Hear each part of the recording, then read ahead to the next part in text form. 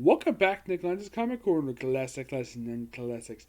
This episode number 1780, 85, excuse me, 85, and Doubleshot number 1689. Now, pretty much I'm talking about one character's first ever ongoing series under his identity that was created for him by one of his co-creators. What character is this? The Winter Soldier. Yep. This book here, I'm going to talk about this plus the issues that weren't collected here because not done by the writer of this book, Ed Brubaker. Yes, he actually wrote these issues at the same time he was writing Captain America.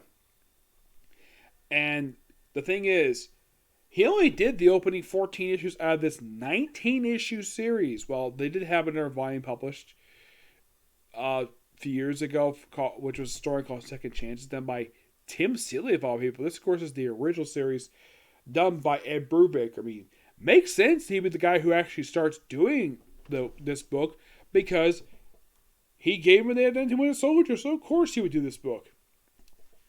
The artwork for this book is done by a couple of different artists. Mostly two. You have Booch Goose, who does the opening 5 issues, plus the Captain America, Fear Itself 7.1 Captain America, and the final 5 issues of this run 10 to 14. Michael Lark does the interior art, which takes the cover art, especially the cover for the trade. That's Lee Bajero, who does the first 5 issues, and you have Booch Goose do the, Fear Itself one-shots. You have Steve Epting does basically 6 through 9. Well, he also technically does issues 10 13 as well. Basically, 6 through 13, and basically the final cover is done by Daniel Kuna. The first story, the Fear Itself Captain America 7.1. Yeah, my guess is that Brubaker was not happy with the fact that Matt Fraction had killed off, Bucky Barnes. So he decided to have it where he did survive, but the death was faked. So he basically is back being Winter Soldier again. And this one-shot practically explains how the heck he was able to come back, and Captain America basically is forced to, Steve Rogers mostly, is forced to deal with the fact he's now basically no longer around. He's no longer publicly, because he faked his death, obviously. Now, the opening story arc has basically Bucky meeting Lucia Von Bartis, who is another character created by Brubaker. She was a creation of Brian Michael Bendis because the storyline involves Doctor Doom. Oh, by the way, Black Widow was actually in pretty much almost this entire run, though she gets moved with the book thanks to some brainwashing. Yep. Yeah, of course, you basically have in the story, we also have appearance here by Fred Davis, who gets killed off from very next door Broken Arrow, as are employed to get rid of all the people who were Bucky. And as far as I can tell, in the 14 issues that Ed Brubaker did, he is the only confirmed death we have in these issues. Oh yeah, and also Bucky reveals that Fred Davis was no friend of his. Yeah, he and him were friends. He had probably no problem with him basically being a stand-in for him. Yeah, and we also have the first issue we have where Natasha and Winter Soldier have sex. Yep, they have sex. Yeah, that's the Black Widow for you. And here she is, Lucia Von Bartis, who does look a little different per se. Yes, here meeting with the Red Ghost. Classics. This is a character created by the late Stan Lee and the late Jack the King Kirby. I love Lee Bajero's artwork here. It's so awesome. I love the fact he makes Black Widow so sexy. And she and Winter Soldier are a great couple in here. Though, here's the thing. You gotta thank Brubaker for establishing a relation in the first place. Yep. And she even appears currently in the actual... He actually appeared in the current Black Widow title. That was done by Kelly Thompson. Yeah, and then, of course, we have where Doc Doom was involved. And here's the thing. Apparently, Bucky had no idea that Lucia... She had never heard of Lucia Von Bartis. Good reason. He was undercover. He had no idea who the heck she is until it was explained to him. Yep. Yeah, he ends up fighting her and Doc Doom himself, which... That was interesting. Dr. Doom fighting the Winter Soldier, which is so awesome. Yep. Though by the end of the story arc, Lucifer is captured. They're not killed off per se. Nope, she's captured. And yeah, they kind of basically hint us that this is the very next door Broken Arrow. Mm-hmm. Like one of these vials. So she's talking to Jasper Stillwell, who, by the way, is currently dead. Yes, Jasper Stillwell's dead. Which you might be thinking, really? He's dead? Yeah, he's dead. I think Loeb killed him off.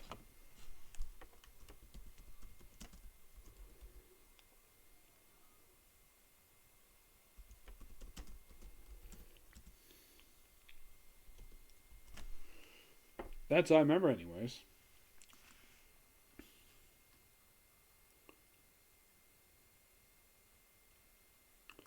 They have this character called the Red Barbarian, who is an old character from Tales of Suspense.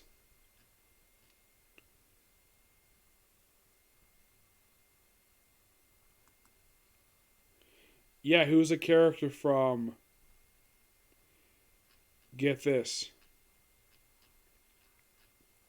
A story from an Iron Man story. Yes. That's kind of the weird thing about this guy. He appears just in that story. And then he pops up again, Iron Man Armor Wars miniseries, and he returned briefly for some issues of Captain America, for the final few issues of Captain America, well, before we got relaunched #1. And he appears issue 5, but gets killed off. Yep. But thinking, oh yeah, I kind of forgot he was in here. But yeah, Jasper Stillwell. He's currently a zombie right now. But yeah, he died. Yep, he died. He's mostly in here sort of like, okay, he was killed. I thought he was killed by the Hulk, but no, he was killed by the Black Widow when she was brainwashed. Mm-hmm.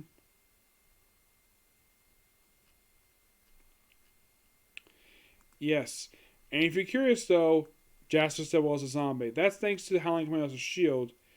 And his most recent appearance, like after that book ended, was popped up in a couple of books, like Choosing Sides, Rise Black Panther. His last known appearance was in Daughters of the Dragon, Marvel Digital Original. Mm-hmm. But you could definitely say that his last appearance was in that book. Yeah. But he got killed off in issue 10. Mm-hmm. Which seems interesting, though, the fact that Brubaker would kill him off. I kind of forgot he killed him off here. So, 3 deaths. Red Barbarian, Jasper Stillwell, and Fred Davis. Yes. Now, 6 through 9 is the Broken Arrow story arc. Follows up what happened with this little viral stuff and stuff with Doctor Doom. And, of course, basically, Fred Davis is murdered by the villain of the story arc, who evolves like the Red Room stuff. Mm-hmm. Yep.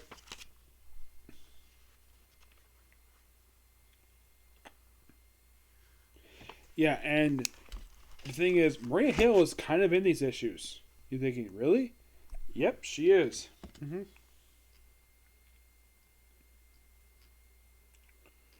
Well, it's the whole thing with S.H.I.E.L.D. Yeah, mostly put, it's just, well, Jasper Stillwell in these issues. But it looks like, though, some of the female agents basically might be her. Yeah. They also have a character named Leo Nurkoff. Yeah, he's an original character for this book. And he appears throughout a good, like, as soon as he shows up, he appears majority of this. Once he pops up in issue 6 for this story arc here, he's here for pretty much the rest of the run. And his last appearance to date was actually in issue 15 of the book, basically, so Rabbit have a loose end when the next writer takes over the book. Mm-hmm.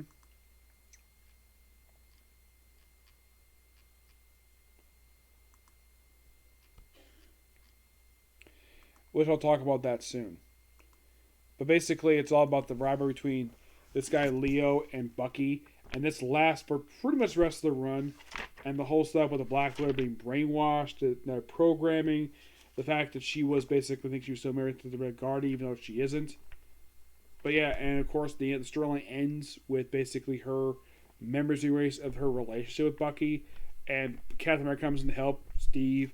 It's mostly Cap, Wolverine, and Hawkeye. Yes, Hawkeye. Now, Cap I get because probably because she and Black Widow are old friends, and same thing with, well, Wolverine. But why Hawkeye is here? Black Widow was his first love. No, seriously. Yeah. And it's an absolute really good storyline related to the Winter Soldier. This run was fantastic to read again. I haven't read this book in years, so great to read this again. I give this book roughly a 9.5 out of 10. Fantastic book. Now, I did hear something quite interesting that related to this book. And you might find this kind of weird. Especially related to this book per se. That originally the plan was to end this book after only 14 issues. Excuse me, you're thinking, really? 14 issues? Now you're thinking, was there a reason for this? Not necessarily. But the book did continue. For 5 issues. Yes. Now you might be asking, who took over from the awesome Ed Brubaker in this book? Jason Latour. And you're thinking, that name sounds vaguely familiar. Did he create a popular character still on this very day? Yep. Spider-Gwen. Yep. And he did the last 5 issues of this book. Why in the world did he do this book? I have no idea. Yeah, it's weird though. He comes in this book, and they also introduce a brand new character too. One is known as Electric Ghost, who only appears just in these 5 issues, and that's it. We also have a baby named Joe Rembarts, and he himself is also only in these issues. Yeah, it's almost like basically that Marvel just don't want to mention any of the works he did. Now, the first book he worked on was Untold Tales of Marvel Max, Punisher Max number 2, but this technically was the first ongoing series he worked on, which, that's interesting. Yep. He also worked on a book I have reviewed before, Wolverine Japan's Most Wanted, which was a really good book. He also Infinity Against the Tide. Of course, the Spider-Gwen book, pretty much doing all the issues of that series. I have discussed that. I discussed his run for Wolverine the X-Men, which was really good, by the way. The Spider-Woman crossover. And get this. You're probably thinking, what is his most recent book he worked on at Marvel? An annual for Spider-Man that featured Spider-Ham. No joke. Yeah, that is simply put, basically, the last thing he came up with. And that was 3 years ago. Yeah, 3 years ago. Yeah, it's like basically all he's done since he wrapped that Spider-Gwen is a few one-shots. Like he did a Deadpool one-shot called Seeding's Beating. A one-shot for the Silver Surfer called Silver Surfer Best Defense. A really good storyline, which he basically wrote and drew the issue. He did Edge of Spider-Guy Den, which was the first appearance of a new Spider-Man named Ben Parker, who's an old man. Yeah, like another version of the character. Mm-hmm. Yeah, it's like one-shot character. And that's basically, he did like 4 books after he did Spider-Gwen. So, as of when I finished talking about these books, I have pretty much talked about almost everything Jason Latour has done at Marvel. You might think, okay, is there anything left to talk about him with Marvel? The original annual, issue 4 of A plus X, and Untold Tales of Punisher Max. That's it. Yep. So, this storyline here basically involves, we have a new love interest for Bucky in these 5 issues. It still has the spy aspect of these issues with a little bit of sci-fi. Yeah.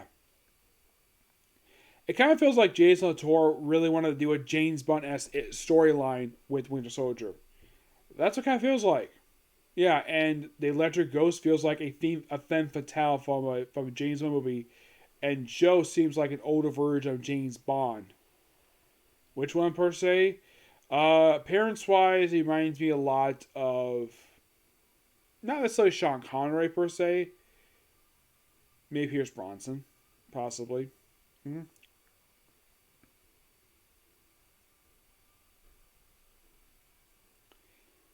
Yeah, and I found these issues to be quite interesting to say the least. Love the artwork. The artwork is gorgeous. Yes, the artwork is really good. Now, you might be asking, who does these issues for Winter Soldier? Well, Nick Clean. Yes, I think he worked on all the issues of this book. Yep, he did. He did. He was also the artist for the previous run for Captain America. Yep.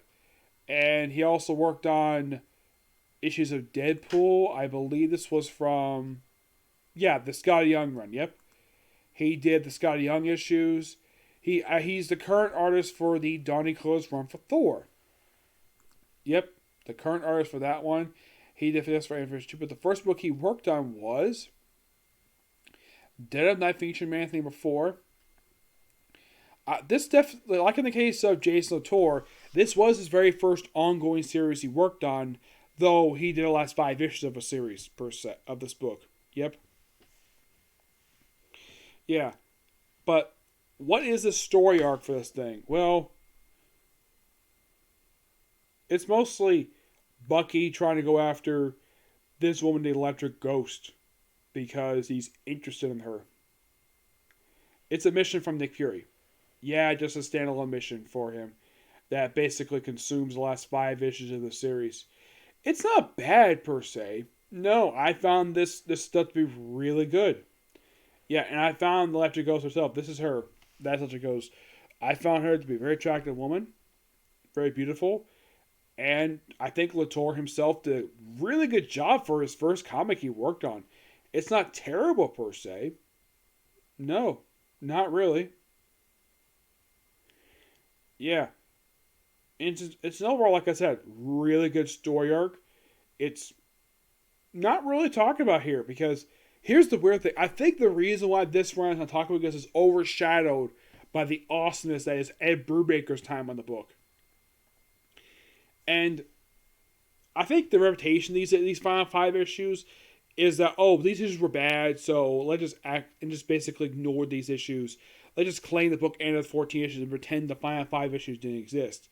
That's kind of a reputation I've heard about these final 5 issues. I mean, 1 to 14. People love this run. But this one, per se, it's not terrible. No, it feels like basically like... It felt like though this is kind of a story related to the Pierce Bronson era for James Bond. Mostly put a little bit from the GoldenEye video game, a little inspiration from that. But given for Winter Soldier, him working with an older spy. Yep. And this stuff works for Bucky. Because him doing spy work is fine. He's an assassin. You can think of him as basically Marvel's equivalent to James Bond. Except that he's not, let's say, a smooth guy with ladies. And also, he basically just kills people. And these are good issues. I'm going to give these issues themselves a 9 out of 10. The Brubaker one, 9.5. Yes. And with this pretty much review, this review is pretty much like almost everything solo-wise that is Bucky's books. There is technically one book left to go that he is head of his own, per se, though it's not a team of book, per se. It's Falcon Winter Soldier. And I do own it. Yep, I do own it, so I'll probably review it at a future date. But with this, yeah, pretty much I reviewed almost everything that basically has Bucky's name on it. One Soldier Would Have Killed, we'll review that in Civil War, Captain America / Iron Man. This series, the Tim Seeley run, Winter Soldier Better March, really good miniseries. I kind of wish that was an ongoing because what's wrong with basically exploring Bucky's time in the 60s? Yeah. Well, that was it when it comes to... Oh, yeah, there's also the Bucky Barnes Winter Soldier book.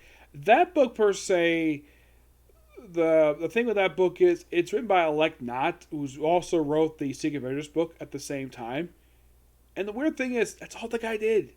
Seriously, he wrote 2 books and left Marvel. At least Jason Latour did several books before he left. Yeah. Yeah, as for why Brubaker left, I don't know. I never met him, so... But yeah, not much to say about this run. It's good. Really good. I do recommend it for people fans of Brubaker and, of course, the Winter Soldier himself. So yeah, that's it for Cycle Review. And next video is going to be Case Closed. Okay, next video. Bye.